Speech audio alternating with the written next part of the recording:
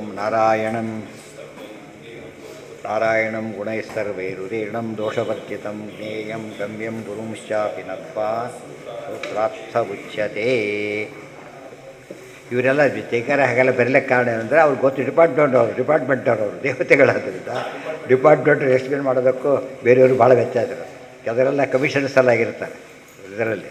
ಆಮೇಲೆ ಅವ್ರು private practice ಮಾಡ್ತಾರೆ, ಆಡಿಟ್ ಅವೆಲ್ಲ ಕೂಡ ಅವ್ರಿಗೆ ರೂಲ್ಸ್ ಎಲ್ಲ ಫಸ್ಟ್ ಕ್ಲಾಸಾಗಿ ಗೊತ್ತಿರುತ್ತೆ, ಗೊತ್ತಾಯ್ತಾ, ಮಾಡೇ ಗೊತ್ತಿರುತ್ತೆ. ಆದ್ದರಿಂದ ಅವರು ಕೆಲಸ ಪರ್ಫೆಕ್ಷನ್ ಭಾರಿ ಜಾಸ್ತಿ ಇರುತ್ತೆ ಅದು. ಆ ರೀತಿ ಜೈತೀರ್ಥರು ಇಷ್ಟೆಲ್ಲ ಕರೆಸಿ ಬೇರೆ ಕಾರಣ ಅವ್ನು ಗೊತ್ತಾಯ್ತು ದೇವತೆಗಳು ಅಂತೇಳಿ ಅವರೇ ಸೂಚನೆ ಮಾಡ್ತಾರೆ. ತತ್ವನಿಷ್ಠೆ ಕೊನೆಯೇ ಹೇಳ್ತಾರೆ, ಆನಂದ ತೀರ್ಥ ಭಗವದ್ವಚಸಾಂ ವಿಶಿಷ್ಟ ವ್ಯಾಖ್ಯಾನ ಕರ್ಮಣಿ ಸುರಾ ಅಧಿಕಾರಿಣೋತ್ರ. ಆಚಾರ್ಯಗಳು ವಿಶೇಷ ವ್ಯಾಖ್ಯಾನ ಬರೀಬೇಕು ಅಂತ ಏನಾಗಿರಬೇಕು, ಅವರು ಬೇರೆಯವರಿಗೆ ಸಾಧ್ಯ ಇಲ್ಲ. ಇಂಡೈರೆಕ್ಟ್ಲಿ ತಾವೇನು ಹೇಳ್ಕೊತಾರೆ, ದೇವತೆಗಳು ಡೈರೆಕ್ಟ್ಲಿ ಹೇಳ್ಕೊಬಾರ್ದು ಉಳಿದವರು ಯಾರು ಕೂಡ. ಆಚಾರ್ಯ ಒಬ್ಬರೇ ಡೈರೆಕ್ಟ್ಲಿ, ಉಳಿದವರೆಲ್ಲ ಇಂಡೈರೆಕ್ಟ್ಲಿ ಹೇಳ್ಕೊತಾರೆ. ನಾವು ಮಾಡ್ತೇವೆ ಅಂದರೆ ಅದು ಹಾಸ್ಯಾಸ್ಪದ ಕೆಲಸನೇ, ಆದರೂ ದೊಡ್ಡವರು ಕ್ಷಮಿಸಬೇಕು. ಈ ಥರ ಅದು ಇದು ಮೋಹನ ಮಾಡ್ತಾರೆ, ಅಲ್ಲಿ ಮೋಹನ ಅದು. ಈ ಭಾಗ ಎಲ್ಲ ಫ್ಯಾಕ್ಟ್, ಅದು ಈ ಭಾಗ ಎಲ್ಲ ವಿನಯ ಅಷ್ಟೆ. ನಾರಾಯಣಂ ಗುಣೈಸ್ತರ್ವೈರುದೀರ್ಣಂ ದೋಷವರ್ಜಿತಂ ಜ್ಞೇಯಂ ಗಮ್ಯಂ ಗುರುಂಶ್ಚಾಪಿ ನತ್ವಾ ಸೂತ್ರಾರ್ಥ ಉಚ್ಯತೆ. ನಮಗೆ ಎಷ್ಟು ಅನಿಸಿಬಿಡುತ್ತೆ, ಇಷ್ಟು ಪರ್ಫೆಕ್ಟಾಗಿ ಹೇಳ್ತಾರಲ್ಲ, ಬಹುಶಃ ಅವ್ರು ಡಿಪಾರ್ಟ್ಮೆಂಟ್ ಅಂತ ಕಾಣಿಸುತ್ತೆ. ಆ ಡಿಪಾರ್ಟ್ಮೆಂಟ್ ಅವರು ಅಂತ ಹೇಳ್ತಾರಲ್ಲ, ಇವರೆಲ್ಲ ಜ್ಞಾನಿಗಳು ಏನು ಟೀಕಾ ಟಿಪ್ಪಣಿ ಬರೆದಿರ್ತಾರೆ, ಅವ್ರಿಗೆ ಅಷ್ಟು ಕ್ಲಾರಿಟಿ ಬರಲಿಕ್ಕೆ ಅದೇ ಕಾರಣ. ಅದರಲ್ಲಿ ಇನ್ವಾಲ್ವ್ಮೆಂಟ್ ಇರೋದ್ರಿಂದ ಅವರಿಗೆ ಪರ್ಫೆಕ್ಷನ್ ಬರ್ತದೆ. ಅದಕ್ಕೆ ದೇವತೆಗಳನ್ನ ಆಜ್ಞೆ ಮಾಡೋದು ಅದಕ್ಕೋಸ್ಕರ. ನೀವು ಡಿಪಾರ್ಟ್ಮೆಂಟ್ನ ಕಳಿಸಿದ್ರೆ ಕೆಲಸ ಆಗುತ್ತಲ್ಲ, ಅವ್ರು ಕಳಿಸ್ಕೊಡ್ತಾರೆ ಹೋಗಿ ಅಂತ. ಸರ್ವಗತತ್ವಾಧಿಕರಣ. ಯಾವ ಅಧಿಕರಣ ಮುಗಿದಿತ್ತು?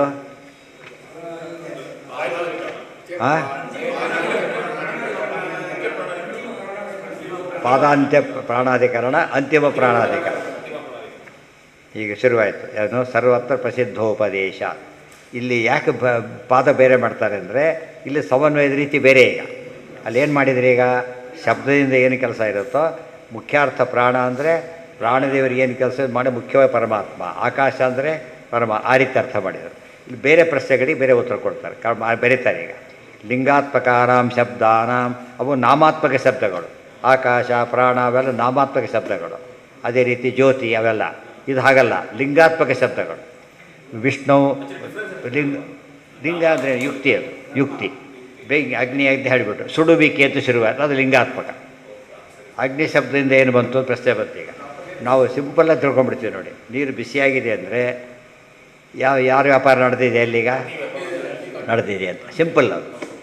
ಆದ್ದರಿಂದ ಅದು ಅರ್ಥ ಮಾಡಿಕೊಂಡ್ರೆ ಅದು ಯಾರು ಗುಣ ಅದೀಗ ಅಗ್ನಿ ಅಂತ ತಿಳ್ಕೊಂಡ್ಬಿಡ್ತೀವಿ ಅಷ್ಟೇ ನಾವು. ಸುಡೋ ಗುಣ ಅಗ್ನಿಯಲ್ಲಿದೆ. ಅಗ್ನಿ ಅಂತ ಯಾಕೆ ಅರ್ಥ ಮಾಡಬಾರ್ದು ಅಂದರೆ, ಹೌದು ಸುಡೋ ಗುಣ ಅಗ್ನಿಯಲ್ಲಿದೆ, ಆದರೆ ಅಗ್ನಿ ಸ್ವಂತ ಅಲ್ಲ, ಅದು ದೇವರು ಕೊಟ್ಟಿರೋದು.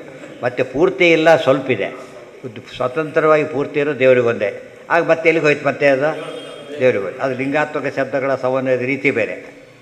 ಸಮನ್ವಯ ಎರಡಕ್ಕೂ ಫೈನಲ್ ಆನ್ಸರ್ ಒಂದೇ, ಮೆಥಡ್ ಬೇರೆ ಎರಡಕ್ಕೂ ಕೂಡ. ಇಲ್ಲಿ ಹೇಳ್ತಾರೆ, ದರ್ಶಯತಿ ಅಸ್ಮಿನ್ ಪಾದೆ ಪ್ರಾಧಾನ್ಯೇನ. ಪ್ರಾಧಾನ್ಯದ ಪದ ಯಾತಕ್ಕೆ ಉಪಯೋಗಿಸಿದ್ರಂತೆ, ಕೆಲವು ಬೇರೆ ವಿಷಯನೂ ಬರುತ್ತೆ ಅಂತ ಅರ್ಥ.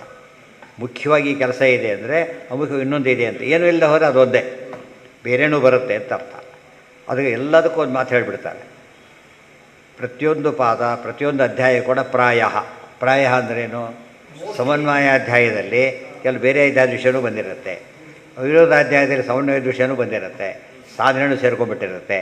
ಪ್ರಧಾನವಾಗಿ ಯಾವುದಿರುತ್ತೋ ಅದನ್ನು ಹೇಳ್ತಾ ಹೊರತು ಬೇರೆ ಅಲ್ಲ. ಹೌದು. ಪ್ರಾಚುರ್ಯ ಅದು ಕರ್ಮಯೋಗ ಜ್ಞಾನಯೋಗ ಇದ್ದರೆ ಹಾಗೆ ಕರ್ಮಯೋಗದಲ್ಲಿ ಜ್ಞಾನ ಇದೆ, ಕರ್ಮಯೋಗ ಪ್ರಚುರ.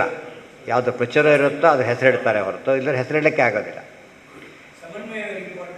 ಸಮನ್ವಯ ಒಟ್ಟು ಗುರಿ ಸಮನ್ವಯ. ಅಸ್ಮಿನ್ ಪಾದೆ ಪ್ರಾಧಾನ್ಯೇನ ಬ್ರಹ್ಮ ತತಮಂ ಇತಿ ಸರ್ವಗತತ್ವ ಮುಕ್ತಂ ವಿಷ್ಣೋಹೋ. ಉಲ್ಟಾ ಪಲ್ಟ ಬರ್ತಾರೆ. ಈಗ ಹೆಸರಿಂದ ತೊಗೊಂಡ್ರು ಅಲ್ಲಿಂದ ಬರ್ತಾರೆ. ವಿಷ್ಣು ಸರ್ವಗತ ಅಂತ ಹೇಳ್ತೀರಿ. ಆ ಗುಣ ಬೇರೆ ಕಡೆ ಇದೆ ಗೊತ್ತಾ, ಸರ್ವಗತತ್ವ. ಈಗ ವಾಯು ಸರ್ವಗತನಲ್ವ, ಈಗ ಅರ್ಥ ಆಯ್ತಾ? ಕಾಲ ಸರ್ವಗತ. ಮತ್ತು ವಿಷ್ಣುವಿನೇನು ಕೊಡು ಅಂತ ಕೇಳಿದರೆ ಏನು ಮಾಡಬೇಕಾಗ ಉತ್ತರ ಕೊಡಬೇಕೀಗ. ಅದನ್ನು ಹೇಳ್ತಾರೆ. ಆ ಲಿಂಗನ ಎಲ್ಲಿ ಸೇರಿಸ್ಬೇಕು ನಾವೀಗ? ಸ್ವಾತಂತ್ರ್ಯೇಣ ಸರ್ವಗತತ್ವ, ಪರಿಪೂರ್ಣ ಸರ್ವಗತತ್ವ ಇರೋದು ಯಾರಿಗೆ? ವಿಷ್ಣುವಿಗೊಂದೇ. ಈಗ ಅದು ಬರೀ ಅಂತರ್ಯಾಮಿ ಅಂತ ತಿಳ್ಕೊಂಬೋಣ. ತತ್ವಾಮಿ ದೇವತೆಗಳು ಅಂತರ್ಯಾಮಿಗಳೇ, ಹೌದಲ್ಲ? ವಾಯುದೇವರು ಅಂತರ್ಯಾಮಿ, ಸ್ವಾಮಿನ ಸರ್ವಾಂತರಾತ್ಮನ ವಾಯಿಸ್ತಾರೆ ಹೇಳ್ತೇವೆ ನಾವೀಗ. ಅಂತ ಹೇಗೆ ಕೂಡಿಸ್ಬೇಕು ಅಂದರೆ ಆಬ್ಸಲ್ಯೂಟ್ ತೊಗೋಬೇಕು. ಆಬ್ಸಲ್ಯೂಟ್ ತೊಗೊಂಡ್ಬಿಟ್ರೆ ತಕ್ಷಣ ಉತ್ತರ ಸಿಗೋದು, ಇಲ್ಲವರೆ ಸಿಗೋದಿಲ್ಲ. ಅದೇ ಅರ್ಥ ಸಮನ್ವಯದ ಕ್ರಮ ಅದು. ಸರ್ವತ್ರ ಪ್ರಸಿದ್ಧೋಪದೇಶ. ಬ್ರಹ್ಮ ತತಮಂ ಅಂದರೆ ಏನು? ತತತಮ ತತತಮ ತತತಮ ಅಂದರೆ ಸರ್ವ ಪರಮಾವಧಿ ವ್ಯಾಪ್ತ. ತತ ಅಂದರೆ ವ್ಯಾಪ್ತ. ತತತರ ತತತಮ ಗೊತ್ತಾಯ್ತಾ? ಸೂಪರ್ಲೇಟಿವ್. ಇತಿ ಸರ್ವಗತತ್ವ ಮುಕ್ತಂ ವಿಷ್ಣು ವಿತತಾಯ ನಮೋ ನಮಸ್ತೆ ಬಂದಿದೆಯಲ್ಲ. ವಿತತಾಯ ನಮೋ ನಮಸ್ತೆ ನಾವೇನು ಅರ್ಥ ಆಯ್ತು ನೋಡಿ. ವಿತತತಮಾಯ ನಮೋ ನಮಸ್ತೆ ಇದು ತಿಳ್ಕೊಂಡಾಗ ಇಲ್ಲದವ್ರು ವಿತತ ಅಂದರೆ ಇದೇ ಅರ್ಥ. ತಚ್ಚ ತಸ್ಯ ಏತತ್ ವ್ಯಾಸ ಆವಾಸ ಬಂದ್ಬೇಕು. ತಚ್ಚ ತಸ್ಯ ವಾಯುದೇವ ಹೇಳ್ತಾರೆ. ಯಾರಿಗೆ ಹೇಳ್ತಾರೆ? ಈಗ ಆದಿತ್ಯನಿಗೆ ಹೇಳ್ತಾರೆ. ತಸ್ಯ ಏತಸ್ಯ ಅಸೌ ಆದಿತ್ಯೋ ರಸಃ ಆದಿತ್ಯೋ ರಸಃ ಇತ್ಯಾದಿನ ಆದಿತ್ಯಶ್ಚ ಪ್ರತೀಯತೆ ಇತ್ಯಥೋ ಅಬ್ರವೀತ್. ಸೂರ್ಯ ಎಷ್ಟು ಬೆಳಗ್ಗೆ ವ್ಯಾಪ್ತ ಆಯಿತು ನೋಡಿದೆ ಈಗ. ಸರ್ವಗತ ಆಗಲಿಲ್ಲ ಈಗ. ಆ ರೀತಿ ಬಂತಲ್ಲ ಅಂತ ಪ್ರಶ್ನೆ ಈಗ. ಅದಕ್ಕೆ ಉತ್ತರ ಕೊಡ್ತಾರೆ. ತಚ್ಚ ತಸ್ಯ ಏತಸ್ಯ ಅಸೌ ಆದಿತ್ಯೋ ರಸ ಇತ್ಯಾದಿನ ಆದಿತ್ಯಸ್ಯ ಪ್ರತೀಯತೆ ಇತಿ ಅಥೋ ಅಬ್ರವೀತ್. ಓಂ ಸರ್ವತ್ರ ಪ್ರಸಿದ್ಧೋಪದೇಶಾತ್. ಓಂ ಸಹ ಯಶ್ಚ ಅಯಂ ಅಶರೀರಃ ಪ್ರಜ್ಞಾತ್ಮ ಇತ್ಯಾದಿನ ಸರ್ವತ್ರ ಉಚ್ಯಮಾನೋ ನಾರಾಯಣ ಏವ. ಎಲ್ಲೆಲ್ಲಿ ಇವರಿಗೆ ವ್ಯಾಪ್ತಿ ಇದೆ ಇವರಿಗೆ ವ್ಯಾಪ್ತಿ ಇದೆ ಅಂತ ಹೇಳ್ತಾ ಹೋಗ್ತಾರೋ ಅದೆಲ್ಲ ಮುಖ್ಯ ವ್ಯಾಪ್ತಿ ಯಾರಿಗೆ ಅಂದರೆ ಎರಡರ್ಥ. ಒಂದರ್ಥ ನಾರಾಯಣಂದೇ ವಿಷಯ ಅಂತ ಒಂದರ್ಥ, ಅಥವಾ ನಾರಾಯಣನಲ್ಲಿ ಭಾರಿ ಇರೋದು ಸ್ವಲ್ಪ ಇದೆ ಅಂತ ಅರ್ಥ. ಒಟ್ಟದ ರೆಫರೆನ್ಸ್ ಯಾರಿಗೆ? ಅದು ಫೈನಲಿ ದೇವರಿಗೆ. ಇದು ಸಮನ್ವಯ ಅಂದರೆ ಹಾಗೆ ಸಮನ್ವಯ. ತದೇವ ಬ್ರಹ್ಮ ಪರಮಂ ಕವೀನಾಂ ಪರಮಂ ಯೋ ಮಹದ್ಬ್ರಹ್ಮ ವಾಸುದೇವ. ತದೇವ ಬ್ರಹ್ಮ ಪರಮಂ ಕವೀನಾಂ ಜ್ಞಾನಿಗಳ ದೃಷ್ಟಿಯಲ್ಲಿ ಅದೇ ಬ್ರಹ್ಮ ಅಂದರೆ ಹಾಗೆ. ಸರ್ವತ್ರ ವ್ಯಾಪ್ತನಾದವನೇ ಬ್ರಹ್ಮ. ಪರಮಂ ಯೋ ಮಹದ್ಬ್ರಹ್ಮ ಎಲ್ಲಿದೆ? ಓ ನೆನಪಾಯ್ತು. ಪರಮಂ ಯೋ ಮಹದ್ಬ್ರಹ್ಮ ಅದೇ ಎಲ್ಲಿದೆ? ಪರಮಂ ಬ್ರಹ್ಮ ಅವನೇ. ವಾಸುದೇವಾತ್ ಪರಃ ಕೋನು ಬ್ರಹ್ಮಶಬ್ದೋದಿತೋ ಭವೇತ್ ಸಹಿ ಸರ್ವಗುಣೈ ಪೂರ್ಣಃ ತದನ್ನೇತು ಉಪಚಾರತಃ. ಬ್ರಹ್ಮ ಅಂತ ಇರ್ಬೋದು ರೀ, ವಾಸ್ತವನಾಗಬೇಕಂದ್ರೆ ಮುಖ್ಯವಾಗಿ ಬ್ರಹ್ಮ ಅಂದರೆ ಯಾರಿಗೆ ಅರ್ಥ ಅದು? ಅದಕ್ಕೆ ಅಥಾತೋ ಬ್ರಹ್ಮ ಜಿಜ್ಞಾಸ ಅಂದರೆ ಯಾವ ಬ್ರಹ್ಮ ಅಂತ ಕೇಳಬಾರ್ದು. ಯಾವ ಬ್ರಹ್ಮ?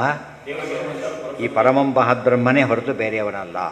ಆಫೀಸ್ ಚೀಫ್ ಅಂದರೆ ಅವನೇ, ಇನ್ನೊಬ್ಬರಿಲ್ಲ ಸಾಧ್ಯನೇ ಇಲ್ಲ. ಇತಿ ವದೇ ಸಹಿ ಸರ್ವಗುಣೈ ಪೂರ್ಣಃ ತದನ್ನೇತು ಉಪಚಾರತಃ. ಯಾವುದು ಕೆಲಸ ಆಗುತ್ತೆ ನೋಡಿ ಇದು?